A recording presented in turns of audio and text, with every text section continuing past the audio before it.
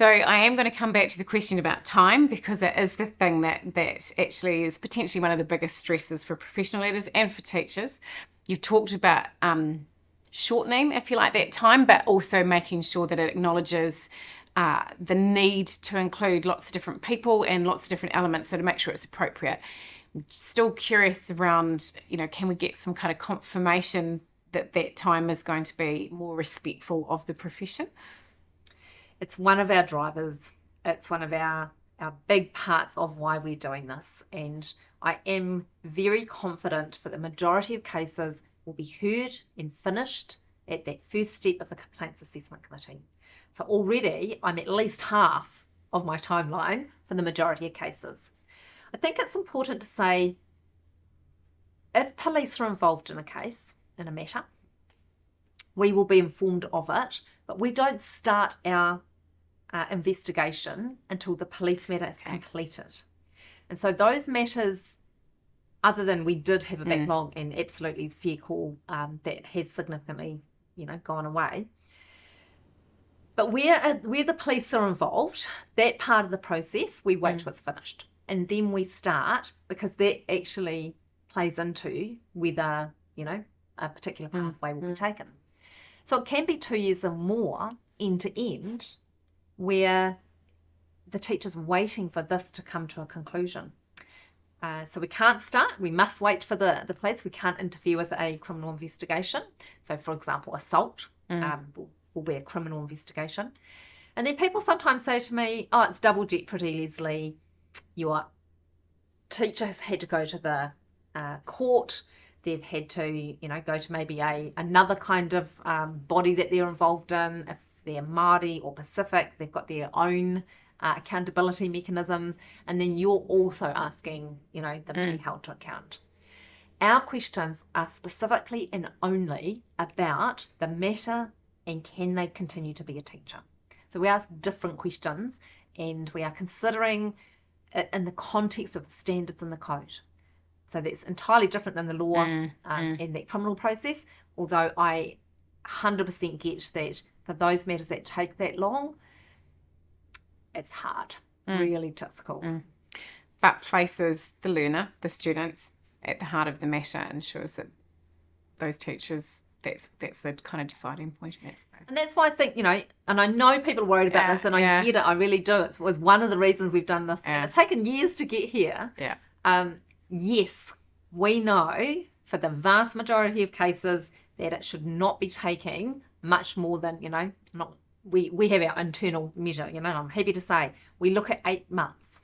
So if I had most cases completing there, then, as I say, I've easily halved for most teachers the length of time that they're involved, but also their experience of working with us and understanding the teachers that are on those panels are there with a really important job. As you say, we have 2 areas that we're thinking about.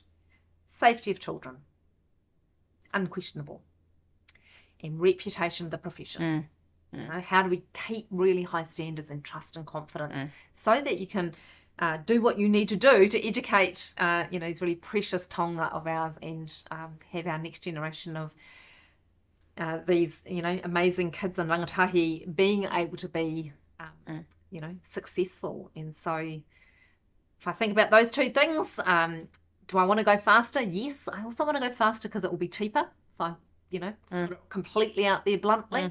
The longer a process takes, the more expensive it is. And that cost, again, because you're a profession, is borne by everybody. So if we get this right, then part of that levy, it will be reflected. Now, we've anticipated it's going to be better because we wouldn't have done it, and we have already tried to build some of those savings in.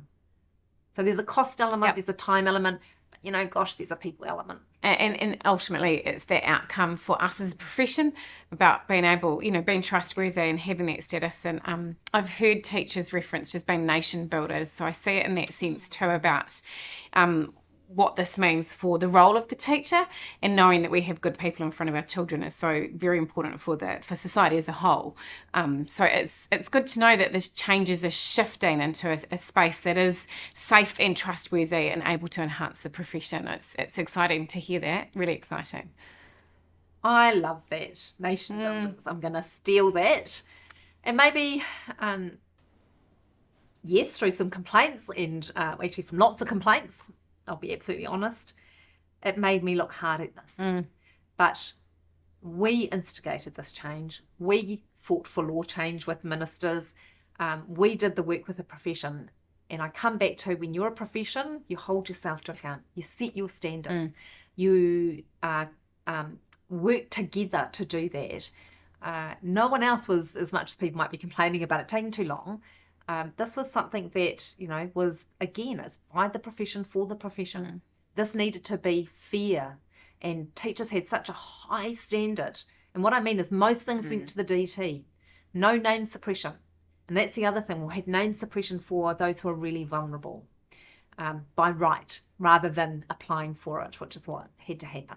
And then you get to the DT, media are sitting in the hearing because it's an open hearing. Decisions are published on our website.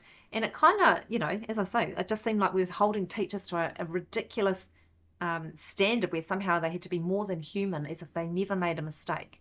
And so I guess just in closing, we did this for the profession because actually it's right for the profession. We have the vast majority, we're down into 0.00 kind of 3% of teachers who end up at really serious action. And yet the system is built as if we had this problem, and we don't. And so I'm proud to say that proof is in the pudding, get into the consultation. But I am proud to say that we needed to do this because the profession needed it.